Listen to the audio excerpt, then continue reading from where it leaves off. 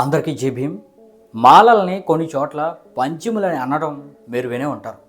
అయితే నాటి మల్లల్ని నేటి మాలల్ని అసలు పంచములని ఎందుకు అంటారు అనేది పూర్తి వివరాలతో ఆధారాలతో ఈ వీడియోలో అయితే వివరిస్తాను. మరి ఇలాంటి వినూత్నమైన కంటెంట్ ఓన్లీ మన విశ్వమాల ఛానల్లో మాత్రమే దొరుకుతుంది. కాబట్టి మన విశ్వమాల ఛానల్ని వెంటనే సబ్స్క్రైబ్ చేసి ఈ సమాచారాన్ని మరింత మంది విశ్వమాలలకు చేరే విధంగా షేర్ చేయండి.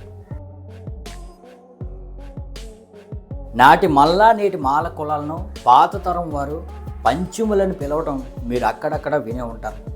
అయితే ఈ పంచము అనే పదం ఎలా వచ్చిందో నేటికి చాలామందికి తెలియదు. కానీ పురాణాల్లో, ఇతిహాసాల్లో, వేదాల్లో మాత్రం పంచముల గురించి, వారి ప్రాచీన చరిత్ర గురించి చాలా స్పష్టంగా భద్రంగా లిఖించబడి ఉంది. హైందవ పురాణాల్లో పంచములు అనగా తాత్వికులుగా, మునులుగా, ప్రాచీన భారతీయ ఋషులుగా వెలుగొందారు. మరలాంటి యథార్థాన్ని ఇప్పుడిప్పుడే కొంతమంది చరిత్రకారులు పరిశోధించి దాచబడ్డ మల్ల జాతి పంచముల చరిత్రను వెలుగులోకి తీసుకొస్తున్న విషయాన్ని మీ ముందు ఉంచుతున్నాము. వివరాల్లోకి వెళ్తే భారతదేశాన్ని ప్రాచీన కాలంలో జంబూ దేశం అనేవారు. తర్వాత భారత భూమి అన్నారు. ఆ తర్వాత జంబూ ప్రజల్ని సింధు ప్రజలుగా, సింధు ప్రజల్ని నాగు ప్రజలుగా, నాగులను మల్ల జాతులుగా, మల్లలను పంచములుగా ఎలా మార్చారో ఎంతో పరిశోధన చేసిన ప్రముఖ చరిత్రకారులు శ్రీ బోనిగేల రామారావు గారు రాసిన ఆచార్య చండాల యొక్క పుస్తకం నుండి ఈ సమాచారాన్ని మీకు అందిస్తున్నాము. ఈ జంబూ, సింధు, నాగ, మల్ల, పంచమ జాతులను ఈ దేశ మూలవాసులు అంటారు. అలాంటి మూలవాసులను, వారి నాగరికతను, అలాగే సింధు నాగరికత యొక్క దేవుడు అనే పశుపతిని శివునిగా ఎలా మార్చారో, అలాగే పెరుమల అనే మల్ల చక్రవర్తిని విష్ణుమూర్తిగా ఎలా మార్చారో, అలాగే జంబూ దేశపు ఆకుపసరు వైద్యాన్ని నేటి ఆయుర్వేదంగా ఎలా మార్చారో, అలాగే లోక రహస్యం కోసం అన్వేషించే తత్వశాస్త్రం, చార్వాకం, సిద్ధ సాంప్రదాయం, సాంఖ్యం, కపిలం వంటి అనేక ప్రాచీన తాత్విక సిద్ధాంతాలని కనిపెట్టిన ఈ ప్రాచీన మల్లులను పంచములుగా ఎవరు మార్చారో తెలిస్తే కానీ ఈ పంచములు ఎవరో తెలియడం కష్టం. ప్రాచీన భారతీయ తత్వశాస్త్రం అంతా కూడా పంచభూతాలతోనే ముడిపడి ఉంది.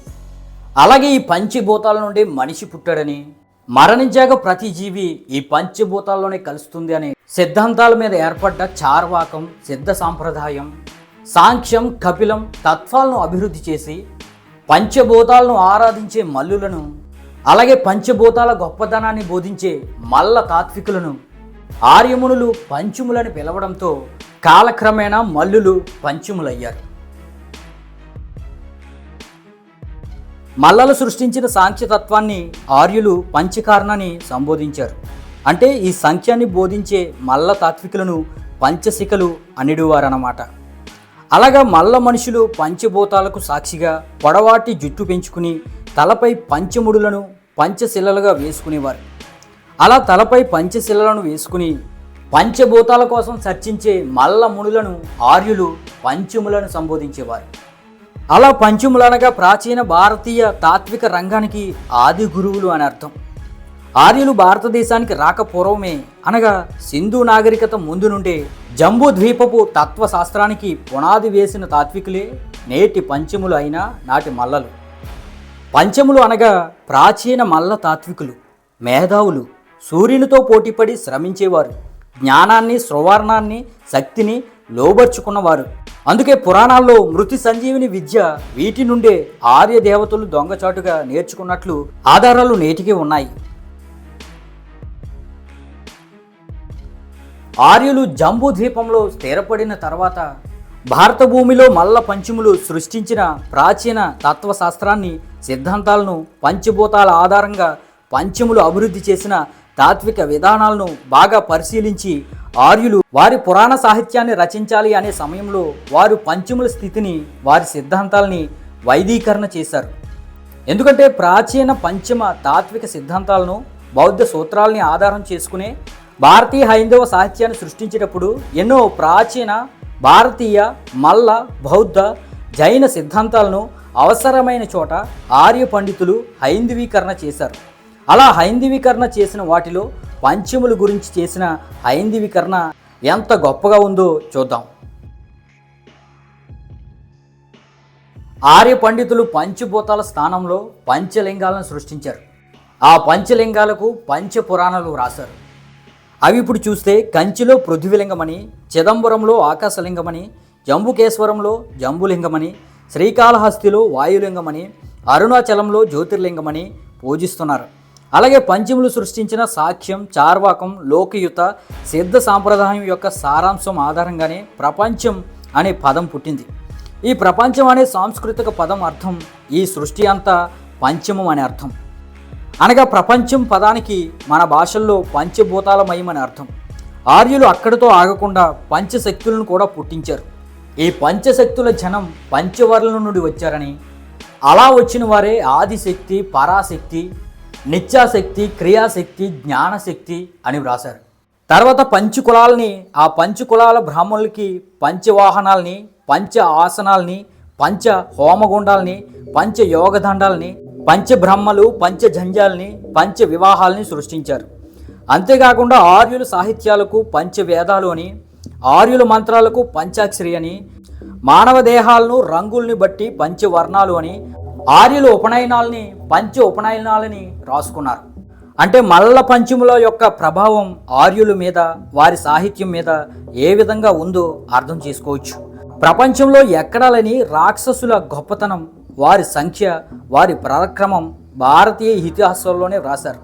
అంటే కారణం జంబూ దేశంలోకి ఆర్యులు వచ్చిన రోజు నుండి వారి వారి సాహిత్యం రాసుకున్న రోజు వరకు సుమారు 1000 సంవత్సరాల పాటు ఆర్యులు ఇక్కడ భారతదేశంలో మల్ల జాతుల పాలకుల వల్ల ఎదుర్కొన్న సంఘటనలు, బాధల ఆధారంగానే వారు పురాణాలు, ఇతిహాసాలు కథలు కథలుగా రాశారని అర్థం.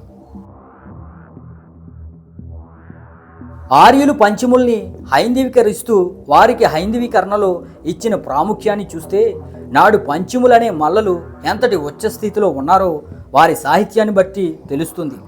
ఆర్యులు బ్రాహ్మణులకు మనుబ్రహ్మ అని, క్షత్రియులకు మాయబ్రహ్మ అని, వైశ్యులకు త్రాష్టబ్రహ్మ అని, శూద్రులకు శిల్ప బ్రహ్మ అని, మల్ల పంచములకు విజ్ఞాన బ్రహ్మ అని వ్రాస్తూ పంచములకు విశ్వజ్ఞ అంటే వారు విశ్వజ్ఞానానికి చెందిన వారిగా ఈ ఆర్యులు గుర్తించారన్నమాట. అందుకే నేటికి జ్ఞాన సంబంధిత తర్కాలలో ఆర్యులు అయిన బ్రాహ్మణులకు మాలలకు మధ్య ఈ చర్చ జరుగుతూనే ఉంటుంది.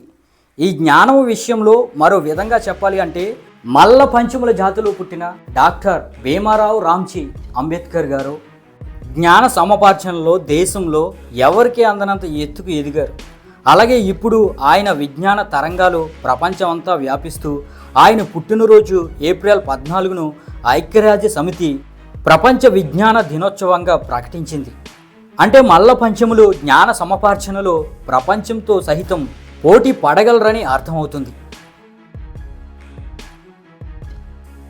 ఆర్యులు పంచములను హైందవీకరణలో భాగంగా వారు సృష్టించిన పంచ కులాలకు పంచ వాహనాలను సృష్టిస్తూ మల్ల పంచమ సువర్ణ మహర్షికి వాయుమేఘాన్ని, పంచ ఆసనాలను సృష్టిస్తూ పంచమ సువర్ణ మహర్షికి పద్మాసనాన్ని, పంచ హోమగుండాలను సృష్టిస్తూ పంచమ సువర్ణ మహర్షికి అష్టకోణ గుండాన్ని, పంచయోగ దండాలను సృష్టిస్తూ పంచమ సువర్ణ మహర్షికి బంగారు దండాన్ని, పంచజంజాలను సృష్టిస్తూ పంచమ సువర్ణ మహర్షికి బంగారు జంజాన్ని, పంచ వివాహాలను సృష్టిస్తూ పంచమ సువర్ణ మహర్షికి సూర్యునితో పోల్చి జ్ఞానశక్తిని ఇచ్చారు. కాబట్టి సుమారు 3-4 వేల సంవత్సరాల క్రితం ఈ దేశానికి వలస వచ్చిన ఆర్యులు, అలాగే వారు ఇక్కడ స్థిర నివాసం ఏర్పాటు చేసుకునే ప్రయత్నంలో తెల్ల రంగు ఆర్యులు, నల్ల రంగు జంబూ ప్రజలు అయిన ద్రవిడులు అనగా నాటి ప్రాచీన మల్లల మధ్య జరిగిన సాంఘిక, ఆర్థిక, సామాజిక, సాంస్కృతిక ఆధిపత్య పోరాటాల ఫలితమే నేడు మనం చదువుకునే పురాణాలు. అందులో రాక్షసులు, చండాలులు, మ్లేచ్చులు అనే కొత్త కొత్త పదాలు, పురాణం, ఇతిహాసాల కుట్రలు, కుతంత్రాలు, అధర్మ యుద్ధాలని మనం అర్థం చేసుకోవాలి. ఆర్యేత మతాలు అయిన జైన, బౌద్ధ మతాలలో మల్లులు ఎంతో ఉచ్చస్థితిలో ఉన్నారు అని చారిత్రక ఆధారాలు ఎన్నో ఉన్నాయి. 13వ శతాబ్దం వరకు మల్లులను ఏమీ చేయలేని ఆర్యులు మల్లులను విడదీయడానికి హిందూ మతంలోనే శైవం, వైష్ణవం అనే భేదాలు పెట్టి ఒకరిని ఒకరు చంపుకునే స్థాయికి తీసుకువచ్చారు. ఆ విధంగా కూడా పూర్తిగా పట్టు సాధించలేకపోయిన ఆర్యులు తుదుకు క్రీస్తు శకం 14వ శతాబ్దంలో దేశంపైకి దండెత్తిన ముస్లిం రాజుల చెంతకి చేరి ముస్లిం రాజులతో ఏకమై మల్ల రాజులను మల్ల ప్రజలను దగ్గర ఉండి ముస్లిం రాజులతో తీవ్రంగా అణిచివేశారు. అదేవిధంగా ఆంగ్లేయులు చెంతకు చేరి అక్కడ కూడా ఆంగ్లేయులకు సహకరించి వారితో మల్లులపై మరింత దాడి చేసి అణచివేశారు. అందుకే నాటి నుండి నేటి వరకు మల్లుల వారసులు ఈ ఆర్యుల వారసులతో పోరాటం చేస్తూనే ఉన్నారు. కనుక పంచములు అంటే జంబూ దేశపు మల్ల తాత్విక ఋషులే నేటి పంచములు. మరి తెలిసింది కదా విశ్వ మాలలారా, నాటి మల్లలని నేటి మాలలని పంచములని ఎందుకంటారు? మరి పంచములు ఎంత ఉచ్చ స్థితిలో ఉన్నారో ఈ వీడియోని బట్టి మీకు అర్థమయ్యే ఉంటుంది. మరి ఇటువంటి విజ్ఞానాన్ని మరింతమంది విశ్వమాలలకి చేరవేసే ప్రయత్నం మీరైతే చేయండి. ఈ వీడియోని షేర్ చేయండి. అలాగే మీ అభిప్రాయాన్ని కింద కామెంట్ చేయండి. మన ఛానల్ సబ్స్క్రైబ్ చేసి మరింత సపోర్ట్ను అందించండి. Thank you. అందరికీ జై భీమ్.